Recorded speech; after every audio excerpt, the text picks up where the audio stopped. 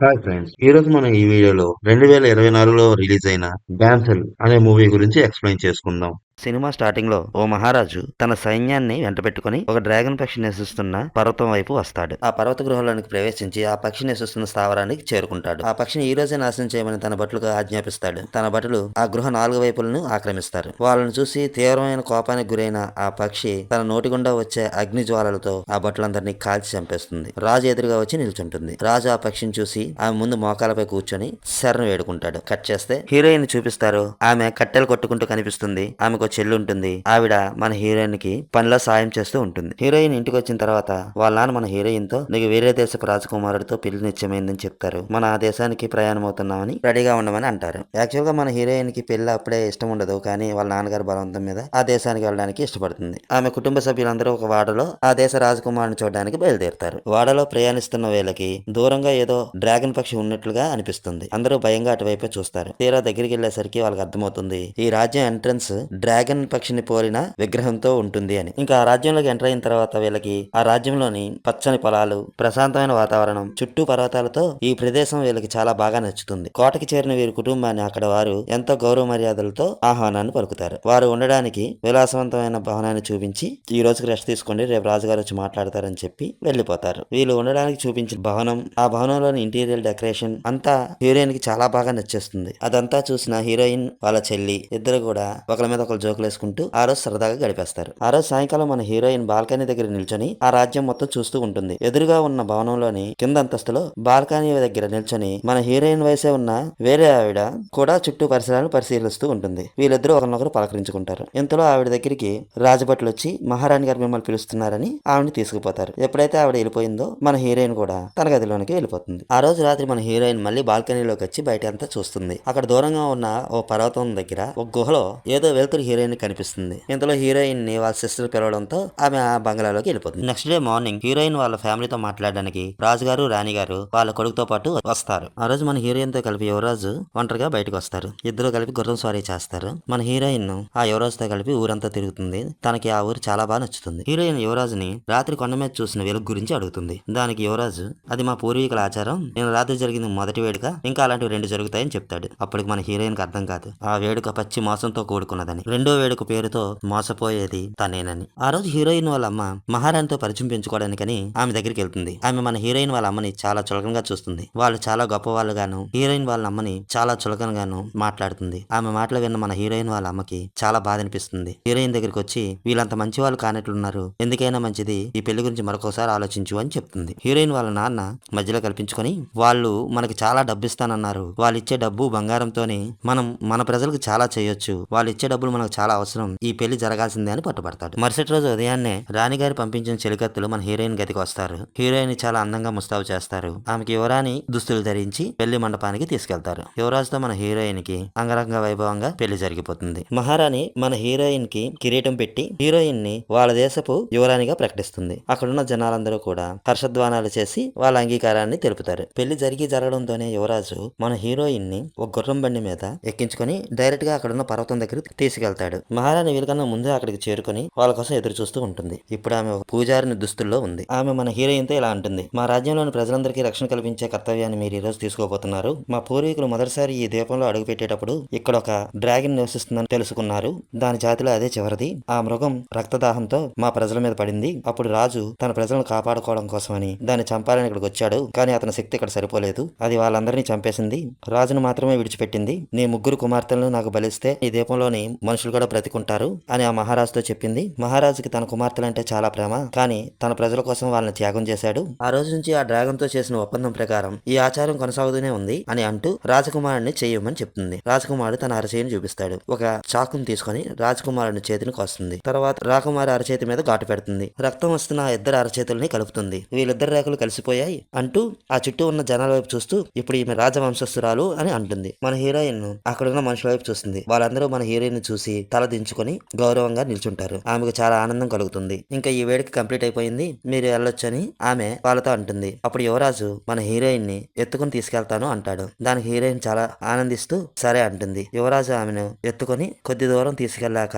Heroine ఎంతో నమ్మకంగా అతని భుజం మీద తల వచ్చి నిద్రపోతుంది. ఒక్కసారిగా యువరాజు అక్కడ నిల్చొని హీరోయిన్ కి సారీ చెప్తాడు. అతను ఎందుకు అలా సారీ చెప్పాడో ఆమెకు అప్పుడు అర్థం కాదు. కానీ ఒక్క నిమిషం కళ్ళు తెరిచి చూసేసరికి ఆమెను అతను అక్కడున్న లోయలోనికి విసిరేస్తాడు. పాపం మన హీరోయిన్ అంత లోతైన గృహలో పడిపోతుంది. ఇది ఒక మోసం. పెళ్లి పేరుతో ఒక అమాయకురాలికి జరిగిన అత్యంత ఘోరమైన ద్రోహం.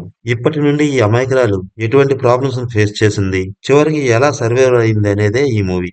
నా సబ్స్క్రైబర్స్ కు, ఈ వీడియో చూస్తున్న మీకు కృతజ్ఞతలు చెప్పుకుంటూ మరింత డీప్ గా ఈ కథలోనికి హీరోయిన్ వెళ్తున్నాను. అంత లోతైన గృహలో పడిపోతుంది. ఆమెకి చాలా దెబ్బలు తగులుతాయి. తలకి నెత్తురు కూడా వస్తుంది. పాపం అన్ని దెబ్బలు భరిస్తూ ఓపిక తెచ్చుకొని అక్కడ నిల్చొని పైకి చూస్తుంది. హెల్ప్ హెల్ప్ అని అరుస్తుంది. కానీ అట్నుంచి ఎటువంటి రిప్లై రాదు. ఏం చేయాలో అర్థం కాని పరిస్థితిలో ఆ గృహ చుట్టూ చూస్తుంది. ఓ మూల వెలుతురు ఆమెకు కనిపిస్తుంది. ఆ వెలుతురు వైపు నడుచుకుంటూ వస్తుంది. హీరోయిన్ ఎప్పుడైతే హెల్ప్ హెల్ప్ అని అరిసిందో అప్పుడే ఆ గృహలో ఉన్న ఒక డ్రాగన్ నిద్రలోంచి మెలకు వచ్చి మన హీరోయిన్ వైపు చూస్తుంది. అలా వెలుతురు కనిపించిన చోటికి మన హీరోయిన్ వెళ్తుంది. అక్కడ కొన్ని పక్షులు తగలబడిపోతూ ఉంటాయి. అది చూసి అక్కడ ఏం జరుగుతుందో మన హీరోయిన్ కి ఏమీ అర్థం కాదు. ఇంతలో అక్కడికి ఒక డ్రాగన్ వస్తుంది. మన హీరోయిన్ ని నీ పేరేటని అడుగుతుంది. మీ రాజ కుటుంబీకులు నాకు రుణపడి ఉన్నారు. మోసం చేయడం మీ రక్తంలోనే ఉంది. వాళ్ళు చేసిన ద్రోహానికి ఇప్పుడు నేను బలిగొనబోతున్నాను అంటుంది. ఆమె మాటలు మన హీరోయిన్ కి ఏమీ అర్థం కాదు. మా కుటుంబం ఏంటి, ఈమెకు ద్రోహం చేయడం ఏంటి అంటూ ఆమె చేయి వైపు చూసుకుంటుంది. మహారాణి యువరాజు అరచేతిని తన అరచేతిని కోసి వాళ్ళిద్దరి నెత్తురు ఎందుకు కలిపిందా అనేది మన హీరోయిన్ కి ఇప్పుడు అర్థమవుతుంది. అందువల్ల ఈ డ్రాగన్ తనని కూడా ఆ రాజకుటుంబీకురాలని అనుకుని చంపబోతుందని మన హీరోయిన్ కి అర్థమవుతుంది. కానీ ఆ విషయం ఆ డ్రాగన్ కి అర్థమయ్యేలా చెప్పేలోపే డ్రాగన్ మన హీరోయిన్ మీద అటాక్ చేస్తుంది. డ్రాగన్ నోటి నుంచి భయంకరమైన అగ్నికిరలు మన హీరోయిన్ మీద పడతాయి. అదృష్టం కొద్దీ మన హీరోయిన్ అక్కడి నుంచి తప్పించుకుంటుంది. డ్రాగన్ దాడి నుంచి తప్పించుకుని మన హీరోయిన్ కొంచెం దూరం వెళ్ళగానే అక్కడ ఒక అమ్మాయి శవం కనిపిస్తుంది. ఆ శవం ఇంకెవరో కాదు, ఆ రోజు మన హీరోయిన్ బాల్కనీ నుండి చూసినప్పుడు తనను చూసి నవ్విన అమ్మాయే. పాపం మన హీరోయిన్ కన్నా ముందు ఈ అమ్మాయి వాళ్ళ చేతిలో బలైపోయిందన్నమాట.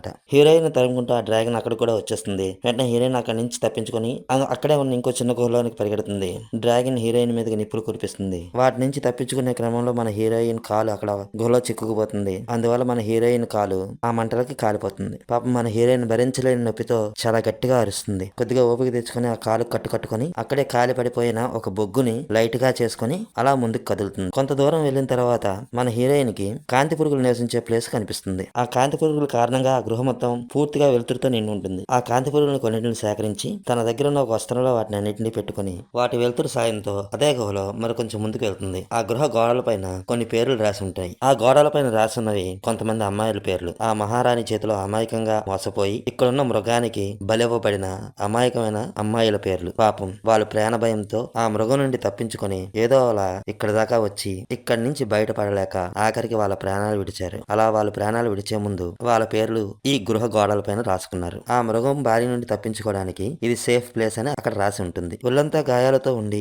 బాగా అలసిపోయిన మన హీరోయిన్ నీరసం వచ్చి అక్కడే పడుకుండిపోతుంది. కొంతసేపు తను నిద్రపోయాక తన ఒంటి మీద ఏవో కదులుతున్నట్లు అనిపించి మెలకు వచ్చి చూసుకుంటుంది. తనకు కాలుకి గాయమైన చోట కాంతి పురుగులు పూర్తిగా ఆక్రమించేస్తాయి. హీరోయిన్ భయపడుతూ కంగారుగా వాటిని తన కాలుపై నుంచి తీసేస్తుంది. అద్భుతం. ఒక్కసారిగా మన హీరోయిన్ ఆశ్చర్యపోతుంది. ఎందుకంటే తన కాలుపై ఉన్న కాలిన గాయాలన్నీ మారిపోతాయి. మనిషి ఒంటిపై ఉన్న గాయాలు మాన్పించే శక్తి ఆ కాంతి పురుగులకు ఉందని హీరోయిన్ కి అర్థమవుతుంది. తన ఒంటిపై ఎక్కడెక్కడైతే గాయాలున్నాయో అక్కడ ఆ కాంతి పురుగుల్ని వేసి తన గాయాలను మాన్పించుకుంటుంది. అక్కడి నుంచి ఎలా తప్పించుకోవాలనేది ఒక మ్యాప్ గీయబడి ఉంటుంది. ఆ మ్యాప్ ప్రకారం కొంచెం దూరం వెళ్తే అక్కడ స్పటికల్ లాంటివి ఉంటాయి. వాటిని ఎక్కుకుంటూ పైకి వెళ్తే మనం ఈ గృహం నుండి బయటకు పడొచ్చు అని అక్కడ ఉంటుంది. ఆ మ్యాప్ ప్రకారం మన హీరోయిన్ కూడా ఎంతో కష్టపడి ఆ స్పటికల్ ఉన్న ప్లేస్ కి వెళ్లి వాటి పైకెక్కి చూస్తుంది. అయితే అక్కడ మన హీరోయిన్ కి మరో సమస్య ఎదురవుతుంది. అదేంటంటే ఆమె ఇప్పుడు ఆ పర్వతం పైన ఉంది. కిందకి ఎలా దిగాలనేది ఆమెకు అర్థం కాదు. ఆ పర్వతం పై నుంచి కిందకి చూస్తుంది. అక్కడ కొందరు మనుషులు కదులుతున్న జాడ కనిపిస్తుంది. వెంటనే హెల్ప్ అంటూ రెండు చేతులు ఊపుతూ మన హీరోయిన్ వాళ్ళని పిలవడానికి ట్రై చేస్తుంది. అలా వాళ్ళని పిలవడానికి ట్రై చేస్తున్న మన హీరోయిన్ మీదకి సడన్ గా బయట నుంచి మృగం దాడి చేయబోతుంది. వెంటనే మన హీరోయిన్ గృహ లోపలికి వచ్చేస్తుంది. అలా లోపలికి వచ్చి ఓ పక్కగా కూర్చొని సైడ్ కి చూస్తుంది. తన పక్కనే ఒక అస్థిపంజరం ఉంటుంది. ఆ పక్కనే గోడ మీద ఇది సేఫ్ ప్లేస్ కాదు అని రాసి ఉంటుంది. అప్పుడే మన హీరోయిన్ కి అర్థమవుతుంది తప్పించుకోవడానికి ఇక్కడ దాకా వచ్చిన వాళ్ళు ఇక్కడి నుంచి ఎలా బయటకు వెళ్లాలో తెలియక ఇక్కడ ప్రాణాలు విడిచారని. ఇంతలో హీరోయిన్ కి తనెవరో పిలుస్తున్నట్లుగా అరుపులు వినబడతాయి. ఆమె ఏ స్ఫటికల మార్గం నుండి పైకి వచ్చిందో దాని గుండా మళ్ళీ కిందకి దిగి చూస్తుంది. హీరోయిన్ వాళ్ళ నాన్న కొందరు మనుషులను తీసుకొని అదే గృహలోకి వచ్చి హీరోయిన్ కోసం వెతుకుతూ ఉంటారు. హీరోయిన్ పేరు పెట్టి గట్టిగా పిలుస్తూ ఉంటారు. తిరిగి వాళ్ళకి సమాధానం ఇద్దామంటే ఆ పక్షి ఎక్కడ వచ్చి వాళ్ళ మీద దాడి చేస్తుందని భయంతో వాళ్ళని అరవద్దు అని చెప్పలేక తను వాళ్ళకి సమాధానం ఇవ్వలేక భయంగా ఆ అరుపులు వినిపిస్తున్న చోటికి మన హీరోయిన్ బయలుదేరు. హీరోయిన్ వాళ్ళ నాన్న తన కూతురుని వెతుక్కుంటూ ఆ గృహలో మరికొంచెం ముందుకు వెళ్తాడు. అక్కడ అతనికి అప్పుడే గుడ్ల నుంచి బయటకు వచ్చిన డ్రాగన్ పిల్లలు 3 చనిపోయి అస్థిపంజరాలుగా మారి ఉంటాయి. ఇప్పుడే మనకు లైట్ గా ఒక విజువల్ కనబడుతుంది. అదేంటంటే మన మూవీ స్టార్టింగ్ లో ఒక రాజు తన సైన్యంతో ఈ గృహలోకి వచ్చినప్పుడు అతను ఈ గుడ్లను చూస్తాడు. ఆ గుడ్లను పగలగొట్టుకుని అప్పుడే పుట్టిన డ్రాగన్ పిల్లల్ని ఆ రాజు తన సైన్యంతో చంపించేస్తాడు. అందుకనే ఆ పక్షి ఆ రాజ కుటుంబం మీద కక్షపట్టి ప్రతీకారంగా ఆ రాజవంశంలో పుట్టిన ప్రతి మొదటి 3 ఆడపిల్లల్ని బలి తీసుకుంటుంది. అయితే ఈ దేశపు రాణి తన రాజకుటుంబీకులను కాకుండా అమాయకమైన ఆడపిల్లలకి పెళ్లి పేరు చెప్పి ఈ మృగానికి వాళ్ళను బలిస్తుంది. మన హీరోయిన్ కూడా ఈ గృహలోని ఈ పరిసరాలన్నీ చూసిన తర్వాత తన మహారాణి ఎందుకు ఈ గృహలో పడేసిందో పూర్తిగా అర్థమవుతుంది. హీరోయిన్ వాళ్ళ ఫాదర్ తో వచ్చిన మనుషులందరినీ కూడా ఆ పక్షి చంపేస్తుంది. హీరోయిన్ వాళ్ళ నాన్నని గాయపరిచి అతని కూతురిని బయటకు పిలవమని, నీ కూతురు ఇక్కడే ఒక మూల నక్కి మన ఇద్దరిని చూస్తుంది, అది నాకు తెలుస్తుంది, తనని బయటకు రమ్మని పిలువు అని హీరోయిన్ వాళ్ళ నాన్నతో అంటుంది. ఎప్పుడైతే డ్రాగన్ ఆ మాట అన్నదో అతనికి తన కూతురు బతికే ఉందని నమ్మకం కలుగుతుంది. ఒళ్ళంతా గాయాలతో ఉన్నా సరే తన కూతురు బతికే ఉందన్న విషయం తెలియగానే అతని మొహంలో ఆనందం కనిపిస్తుంది. డ్రాగన్ చెప్పినట్లుగా కాకుండా తన కూతురిని బయటకు రావద్దు అని అతను గట్టిగా అరుస్తాడు. అతను అలా అరిచేసరికి డ్రాగన్ కోపం వచ్చి అతన్ని చంపేస్తుంది. హీరోయిన్ కోసం ఆ గృహ చుట్టూ వెతుకుతుంది. తన తండ్రి దగ్గర నుండి ఆ మృగం వెళ్ళిపోయిన తర్వాత హీరోయిన్ నెమ్మదిగా తన తండ్రి దగ్గరికి చేరుకుంటుంది. కొన ప్రాణాలతో ఉన్న తన తండ్రి మన హీరోయిన్ ని ప్రాణాలతో చూసి చాలా సంతోషిస్తాడు. డబ్బు కోసం ఆశపడి తనకి పెళ్లి చేసినందుకు నన్ను క్షమించు అని తన కూతురుతో అంటాడు. ఈ గృహ నుండి బయటికి ఎలా వెళ్లాలనే మార్గాన్ని తన కూతురికి చెప్తాడు. తను ఈ గృహలోనికి ఏ తాళగుండా లోపలికి వచ్చాడో అదే తాళ సాయంతో పైకి వెళ్ళిపోమని చెప్పి చనిపోతాడు. మన హీరోయిన్ తండ్రి చెప్పినట్లే ఆ తాళ దగ్గరికి వెళ్లి గృహపైకి వెళ్ళిపోబోతుంటుంది. దూరం నుండి హీరోయిన్ గమనించిన డ్రాగన్ పక్షి ఎగురుకుంటూ ఆమె దగ్గరికి వస్తుంది. అది చూసిన మన హీరోయిన్ ఆ తాడుని చాలా స్పీడ్ గా ఎక్కి గృహ బయటికి వచ్చేస్తుంది. ఇంతలో ఆ డ్రాగన్ తన నోటి గుండా నిప్పుల్ని కురిపిస్తుంది. అదృష్టవశాత్తు ఆ నిప్పుల నుండి కూడా మన హీరోయిన్ తప్పించుకొని ఆ గృహ నుండి బయటపడుతుంది. తన తండ్రి అతనితో పాటు వచ్చిన మనుషులు తీసుకొచ్చిన గుర్రాలలో ఒక గుర్రాన్ని ఎక్కి అక్కడి నుంచి చాలా దూరం పారిపోతుంది. కొంత దూరం అయ్యాక ఆ గుర్రాన్ని దిగిపోయి ఆ గుర్రం ఒకదాన్నే పంపించేసి తను మాత్రం అక్కడే ఉన్న రాళ్ల మధ్యలో దాక్కుంటుంది. తప్పించుకు పారిపోతున్న హీరోయిన్ ని ఎలాగైనా చంపాలనే కోపంతో ఆమెను వెంబడిస్తున్న డ్రాగన్ పక్షి గుర్రం పైన మన హీరోయిన్ లేకపోయేసరికి అంతులేని ఆవేశానికి గురవుతుంది. తన నోటి ద్వారా భయంకరమైన అగ్నిజ్వాలలు రగిలిస్తూ ఆ పరిగెడుతున్న గుర్రాన్ని ఆ చుట్టుపక్కల ప్రాంతాల్ని మొత్తాన్ని కాల్చి పారేస్తుంది. అక్కడ ఒక బీభత్సాన్ని సృష్టిస్తుంది. కోటలో ఉన్న మహారాణికి పర్వతం దగ్గర జరుగుతున్న ప్రళయం మొత్తం కనబడుతుంది. తన డ్రాగన్ కి బలిచిన అమ్మాయి ఆ డ్రాగన్ నుంచి తప్పించుకుందని ఆమెకు అర్థమవుతుంది. ఆ డ్రాగన్ ని శాంతింప చేయాలంటే మరో అమ్మాయిని ఆ డ్రాగన్ కి బలి ఇవ్వాలని అనుకుంటుంది. వెంటనే తన భటులను తీసుకుని హీరోయిన్ వాళ్ళ ఫ్యామిలీ ఉంటున్న భవనానికి వెళ్తుంది. హీరోయిన్ వాళ్ళ చెల్లిని బలవంతంగా లాక్కుపోతుంది. అడ్డొచ్చిన హీరోయిన్ వాళ్ళ అమ్మని కత్తితో పొడిపించేస్తుంది. తెల్లవారుతుంది. మన హీరోయిన్ తను దాక్కున్న చోటు నుంచి బయటకు వస్తుంది. ఒక పక్క మహారాణి హీరోయిన్ వాళ్ళ చెల్లిని తీసుకుని ఆ డ్రాగన్ ఉండే గృహ దగ్గరికి వెళ్లి హీరోయిన్ వాళ్ళ చెల్లి అరచేతిని తన అరచేతిని కోసుకొని తన రక్తాన్ని ఆమె అరచేతికి అంటించి హీరోయిన్ వాళ్ళ చెల్లిని కూడా ఆ గుహలోకి తోసేస్తుంది. మరోపక్క ఆ డ్రాగన్ బారి నుండి సేఫ్ గా బయటపడ్డానని ఆనందిస్తున్న హీరోయిన్ కి కత్తిపోటుకు గురయ్యి గాయంతో గుర్రం పైన ఎదురొస్తున్న తల్లి కనబడుతుంది. తల్లి దగ్గరికి మన హీరోయిన్ పరిగెత్తుకుంటూ వెళ్తుంది. తల్లికి తగిలిన గాయాన్ని చూసి భయపడుతుంది. అయితే వాళ్ళమ్మ మన హీరోయిన్ తో నాకేం కాలేదు, చిన్న దెబ్బే, రాత్రి మీ చెల్లిని మహారాణి బలవంతంగా ఎక్కడికో తీసుకెళ్లింది, ఎదురొచ్చిన నన్ను గాయపరిచింది, మీ చెల్లి నా మహారాణి ఏం చేసి ఉంటుందని నాకు భయంగా ఉంది, ఈ విషయం మీ నాన్నగారికి చెప్దామని నేను ఇటువైపు వచ్చాను, ఇంతకీ మీ నాన్నగారు ఏరి అని హీరోయిన్ ని వాళ్ళమ్మ అడుగుతుంది. హీరోయిన్ కళ్ళనీరు పెట్టుకుని తన తండ్రి చనిపోయిన విషయాన్ని ఆమెతో చెప్తుంది. ఆ మహారాణి చెల్లిని ఎక్కడ తీసుకెళ్లిందో నాకు తెలుసు, నేను చెల్లిని తీసుకొస్తాను, నువ్వు జాగ్రత్తగా ఇంటికెళ్ళు అని చెప్పి మన హీరోయిన్ తన తల్లిని వెనక్కి పంపించేసి తను మళ్ళీ ఆ గృహ వైపు బయలుదేరుతుంది. ఆ గృహలో అంత పైనుంచి కింద పడిన మన హీరోయిన్ వాళ్ళ చెల్లి స్పృహ తప్పి పడిపోతుంది. డ్రాగన్ పక్షి ఆమెను తను ఉన్న చోటుకి తీసుకువెళ్లి ఉంచుతుంది. ఈ అమ్మాయి మన హీరోయిన్ వాళ్ళ చెల్లి అని ఆ డ్రాగన్ పక్షి గ్రహిస్తుంది. ఈమెను రక్షించడానికి ఖచ్చితంగా తను వెనక్కి వస్తుందని ఆ డ్రాగన్ పక్షి మన హీరోయిన్ కోసం ఎదురు చూస్తూ ఉంటుంది. ఆ పక్షి ఊహించినట్లుగానే మన హీరోయిన్ ఆ గుహలోనికి ఎంటర్ అవుతుంది. అయితే ఈసారి భయపడుతూ కాదు, గుండెల నిండా ఆత్మవిశ్వాసం, పూర్తి తెగింపుతో మన హీరోయిన్ ఆ గృహలోనికి ఎంటర్ అవుతుంది. ఆమెను వెతుక్కుంటూ వచ్చిన డ్రాగన్ పక్షి ఎదురుగా ధైర్యంగా నిలబడుతుంది. ఇప్పుడు మన హీరోయిన్ దగ్గర ఆయుధాలు కూడా ఉన్నాయి. ఆమె తండ్రి అతనితో పాటు వచ్చిన వ్యక్తులు తీసుకొచ్చిన ఆయుధాలను మన హీరోయిన్ సేకరించి తన దగ్గర ఉంచుకుంది. అలా తన ముందు ధైర్యంగా నిల్చొని తనకే కత్తి చూపిస్తున్న హీరోయిన్ ని చూసి డ్రాగన్ నవ్వుకుంటుంది. నువ్వు నన్నేమీ చేయలేవు, నేను నిన్ను సింపుల్ గా చంపేస్తాను అని హీరోయిన్ తో అంటుంది. మన హీరోయిన్ ఆ డ్రాగన్ తో ఈ దేశపు మహారాణి నిన్ను నాలాంటి అమాయకమైన అమ్మాయిల్ని అందరినూ మోసం చేస్తుంది, నువ్వు వాళ్ళ దేశం మీద దాడి చేయడం వల్లనే ఆ మహారాజు నీ గృహంలోనికి వచ్చాడని, నీ మీద దాడి చేశాడని చెప్పింది అని అంటుంది. అప్పుడు ఆ మాటలకి డ్రాగన్ మన హీరోయిన్ తో అదంతా అబద్ధం, నా గృహంలోనికి వాడే వచ్చాడు, అప్పుడే పుట్టిన నా ముగ్గురు పిల్లల్ని చంపేశాడు, వాడు నా కూతురుని చంపినందుకు నేను వాళ్ళ కూతురుని చంపుతాను అంటూ మన హీరోయిన్ మీద అటాక్ చేయబోతుంది. మన హీరోయిన్ ఆ డ్రాగన్ తో నేను వాళ్ళ కుమార్తెను కాదు అని చెబుతుంది. కానీ డ్రాగన్ ఆమె మాట వినదు. నువ్వు చెప్తున్నవన్నీ అబద్ధాలు అంటూ హీరోయిన్ మీద అటాక్ చేస్తుంది. హీరోయిన్ ఆ అటాక్ నుంచి తప్పించుకుంటుంది.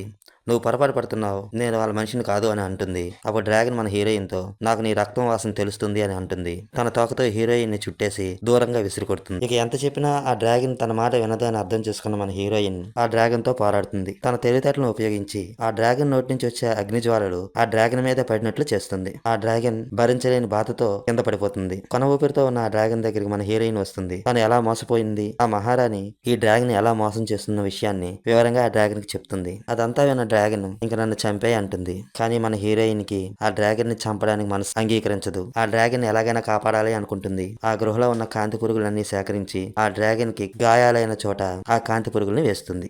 మహారాణి తన కొడుక్కి ఇంకో అమ్మాయితో పెళ్లి జరిపిస్తూ ఉంటుంది. అక్కడికి మన హీరోయిన్ వస్తుంది. ఆమెను చూసిన అక్కడ ఉన్న వాళ్ళందరూ కొంచెం కంగారు పడతారు. రాజకుమారుడు మన హీరోయిన్ కి ఏదో సంజాయిషి చెప్పబోతాడు. మహారాణి తన కొడుకుతో ఆమె సామాన్యురాలు, ఆమెకు సంజాయిషి చెప్పాల్సిన అవసరం లేదు అని అంటుంది. మన హీరోయిన్ డైరెక్ట్ గా ఆ పెళ్లి కూతురు దగ్గరికి వెళ్తుంది. మహారాణి వైపు చూస్తూ ఈమె మూడో వధవేనా అని అడుగుతుంది. యువరాజు తనే ఆఖరిది అని అంటాడు. ఇంకా ఏదో చెప్పబోతాడు. ఇంతలో మహారాణి అడ్డుపడుతూ మేం పడ్డ బాధలు నీకేం తెలుసు, మా కథ ఏంటనేది కూడా నీకేం తెలియదు, అయినా ఇక్కడికి వచ్చి ఏంటి నీ ఓవర్ బిల్డప్, నేను నీకేమైనా భయపడతాను అనుకుంటున్నావా, డ్రాగన్ నుంచి తప్పించుకుని ఇక్కడికి వచ్చినంత మాత్రాన నీకు భయపడే వాళ్ళు ఇక్కడ ఎవరు లేరు, నువ్వు సామాన్యురాలివి, నువ్వేమీ చేయలేవు అని అంటుంది. హీరోయిన్ అక్కడున్న పెళ్లి కూతురుతో నువ్వు నీ కుటుంబాన్ని తీసుకుని ఇక్కడి నుంచి వెళ్ళిపో అని చెప్తుంది. మన హీరోయిన్ చెప్పినట్లుగానే ఆమె తన కుటుంబంతో అక్కడి నుంచి వెళ్ళిపోతుంది. అక్కడున్న జనాల వైపు చూస్తూ ఇక్కడి నుంచి పారిపోతే మీకే మంచిది అని అంటుంది. అప్పుడే ఆ కోట పైన డ్రాగన్ వచ్చి వాళ్తుంది. ఆ డ్రాగన్ చూడగానే అక్కడ ఉన్న ప్రజలు భయంతో పారిపోతారు. మన హీరోయిన్ కూడా అక్కడి నుంచి తప్పుకుంటుంది. మిగిలిన రాజకుటుంబీకులందరినీ ఆ కోటతో సహా ఆ డ్రాగన్ తన నోటి నుండి వచ్చే అగ్నిజ్వాలలతో పూర్తిగా కాల్చేస్తుంది. అక్కడున్న బ్రిడ్జ్ పై ఒంటరిగా నడుచుకుని వస్తున్న మన హీరోయిన్ కి ఆ డ్రాగన్ ఎండ తగలకుండా తన నీడతో కవర్ చేస్తుంది. ఆ దేశం నుండి మన హీరోయిన్ తన తల్లి చెల్లితో కలిసి ఓడలో తిరిగి తన దేశానికి బయలుదేరుతుంది. ఈసారి మన హీరోయిన్ తో పాటు డ్రాగన్ కూడా వాళ్ళ దేశం వెళ్తుంది. ఇక్కడతో ఈ సినిమా అయిపోయింది ఫ్రెండ్స్. Thank you.